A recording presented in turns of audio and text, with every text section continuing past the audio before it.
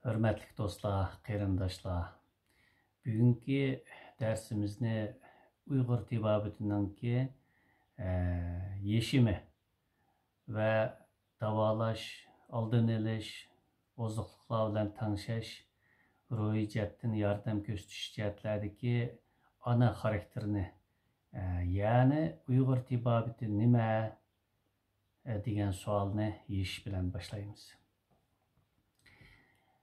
Həməyləngə məlum hər rayonniki xalqı və şu klimatda yetişib çıxan insanlar özüniki mədəniyyətini, tibabətini, muzikasını, kiyim keçigini, turmuş adətlərini bilishi lazım və onun içində isbatlanğan ilğar adətlərini, qanuniyetlerini davamlaştırıp kelgen vaxtıda öz buluşu bilen billa başqalarına ilmi toğru muamil qılalaydı.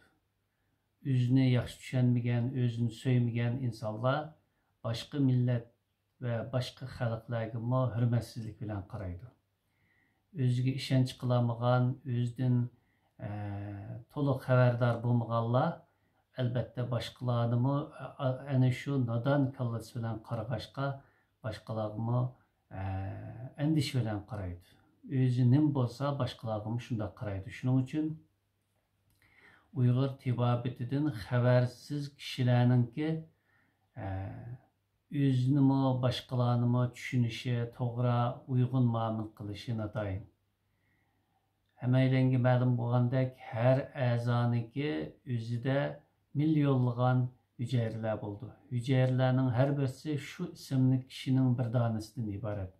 Demek insan yalğız başka insanlarla emas, özünün hücayraları üçünmü hem naiti tunuşluq, hem naiti yirak bolğan bir canlıq. Yani özünün bedenini, özünün etrafındaki insanlarını, özünün medeniyetini, adetini, tarixini düşenmegen kişi əməliyyatda o özgümü natunuş, özgümü naçar muamil qılğan, allaqaçan özü bilen küreşke düşüp ketken kişiden ibaret.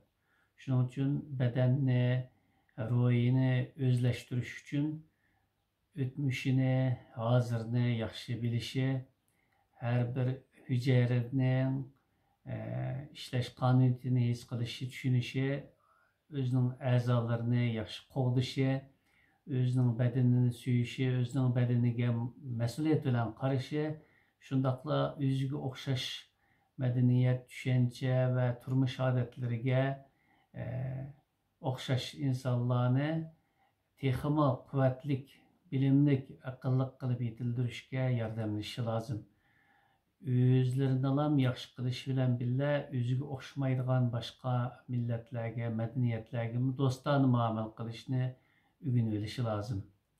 Endi asli temini qaytıp kelgen vaqtimizda Uyghur tibabeti bir neçə min yıllık tarixqa, şundaqla nispeten mükemmel bolğan turmuş, adet, aldın eliş, davalaş, tecrübelerge şundaqla insanlarga toğru muamil qilishga ait felsefi hayat kanuniyetlerge sahip. Endi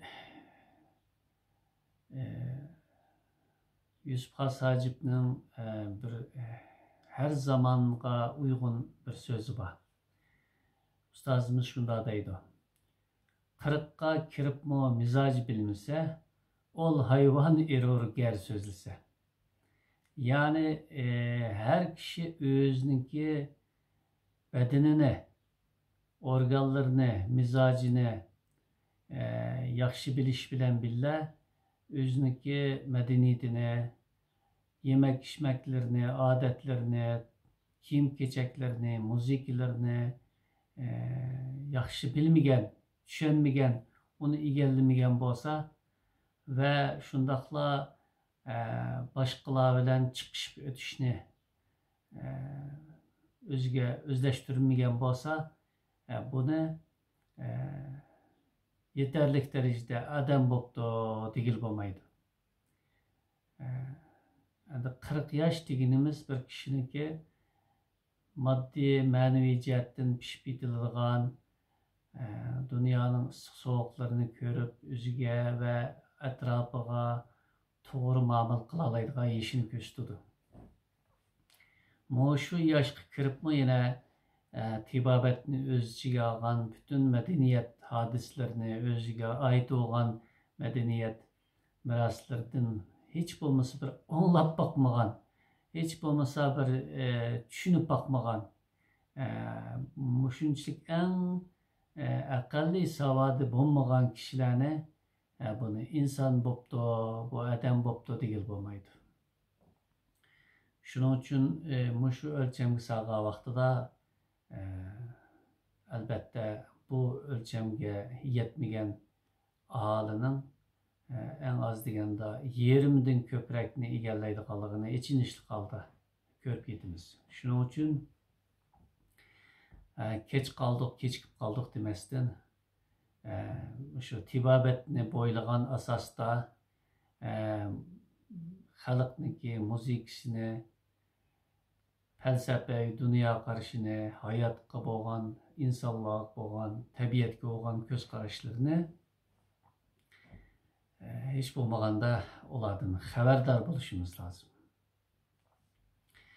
Endi Uyg'ur tibabati nima degan bir savolga javob berib leksiyamizni boshlab ketsak, Uyg'ur tibabati deganimiz yemek içmek, kiyim kechak, dam olish, uyqu, bedenni tozalash, bedenninki insonlar orasidagi, tabiat orasidagi, koinot orasidagi o'rnini tonish, inson bilan hayvonlar, o'simliklar ve bütün canlılar bilan bo'lgan munosabatini to'g'ri his qilish, shundaqla oldin elishni eng ustun tutgan asosda oxirida anandan davolashni birlashtirgan asosda o'ziga va boshqalarga yaxshilik yetkazishdan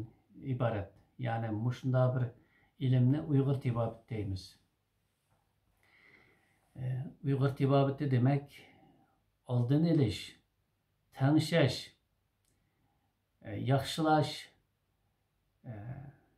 özünü bilişni, ügütüş, etrafıdaki insanlara to'g'ri muomala qilishni ügütüşni asas qilgan bir tabiiy fan tusidagi ijtimoiy fan deb aytishga bo'ladi.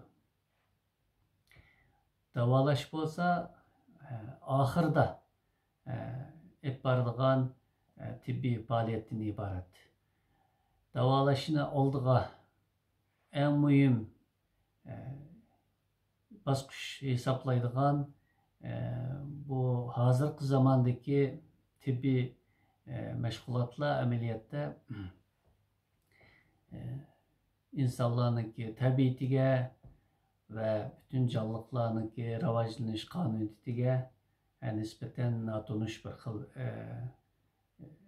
yoki bo'lmasa tabiatdan yiroq bo'lgan faaliyetlerden ibaret. Çünkü davalash bedenniki fakat çarık qamıga vaqtida qiladigan ehtiyojdan ibaret. Bunun aldıda tanışash, yaxshilash, muvofiqlashtirish, tenini quvvatlash, ruhini o'stirish faaliyetleri ameliyatda Uyg'ur tibabatining negizlik alaydiklaridan ibaret. Biz bugünkü dersimizde Uyg'ur tibabatininki terimini yoki uningki ma'nosini aydınlaştırıp o'tdik. Demek bütün dünyadaki Uyg'ur tibabatiga ishini olgan, Uyg'ur tibabatidan foydalangan ve bundan keyin foydalanishni, onun cevherlerden o'ziga ve etrafidagi insonlarga foyda yetkazishni o'ylaydigan barliq tibbiy xodimlar bo'lsin yoki xalq qamisi bo'lsin, Uyg'ur tibobatini mana shundoq tanışaş, yaxşılaş, muvaffaqlaştırış, uyg'unlashtirish, farizlarni joyiga keltirish va oxirida davolashni ta'kidlashdan iborat. Beden içi teşlik, insanlar içi teşlik, dünya bilen teşlik ilmi işgalligini aydınlaştırıvağınlarga ben buna ayta xuşal boldum. Keyingi dersimizde Uyghur tibabetiniki ozuqliqlar bilen tanışaş tarafini aldığa tartıp durup şu cihetlerdeki bilimlerini, kanuniyetlerini ortaklaşmakçı ben. Hayır hoş.